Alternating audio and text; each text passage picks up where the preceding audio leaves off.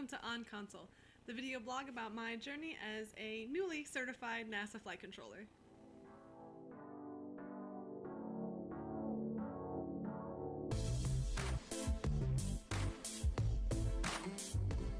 Hi again, Jenny here.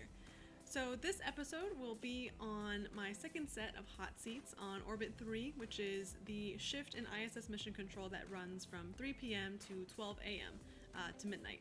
So it's a little bit different timeline. It's during crew sleep, a lot different than the Orbit 1s, which were not so normal people hours, but there was still a lot to learn. With Dragon installed to space station, there was a lot of robo-ops to be done on my Orbit 3 shifts, which is working with Robo and their Canada arm to do some uninstall and installs of payloads in the Dragon trunk. So in addition to this, I also got to do some nominal payload commanding, which is a lot of collaboration with the Marshall Space Flight Center over in Huntsville, Alabama.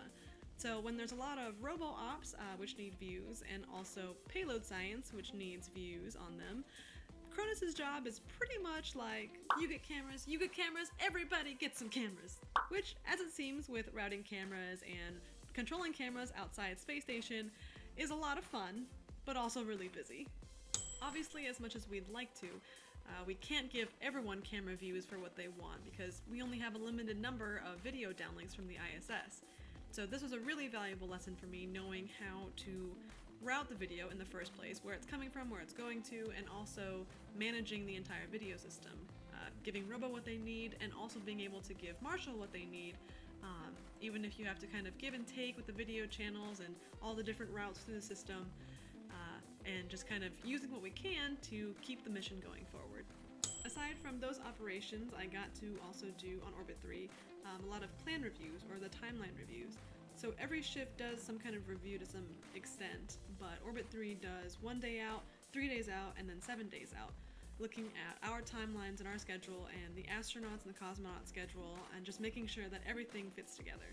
So I got to do a lot of that and learn a lot about the coordination that happens with all of our international partners, with our other sensors, and just making sure everything makes sense to continue on. I also, of course, still had a mentor with me on all of my shifts, which was definitely appreciated, especially for the video and just kind of getting the hang of how that operation is handled in real time. And so it was a lot of good knowledge going forward, and even more of that feeling of ownership and for my console, my system, sitting there in Mission Control. So with that, that's the end of my hot seats in Mission Control, which means now with all my paperwork signed off and everything good to go, I'm ready to sit console by myself in ISS Mission Control, which is terrifying and also extremely exciting.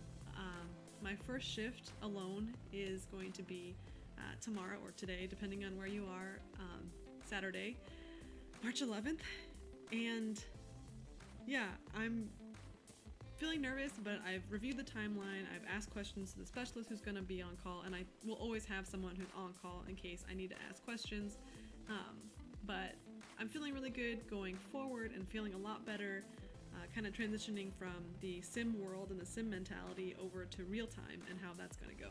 So I had some talks this week, kind of,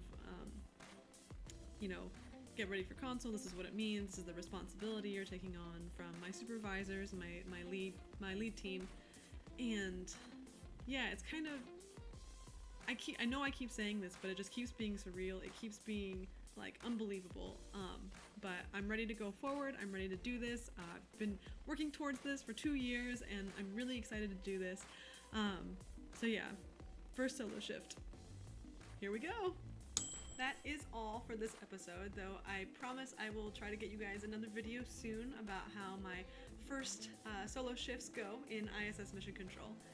In the meantime, though, be sure to check out my other sites and pages and take a look at the first or previous episodes if you haven't already, which are now linked at the end of the video now that I have my YouTube shenanigans figured out.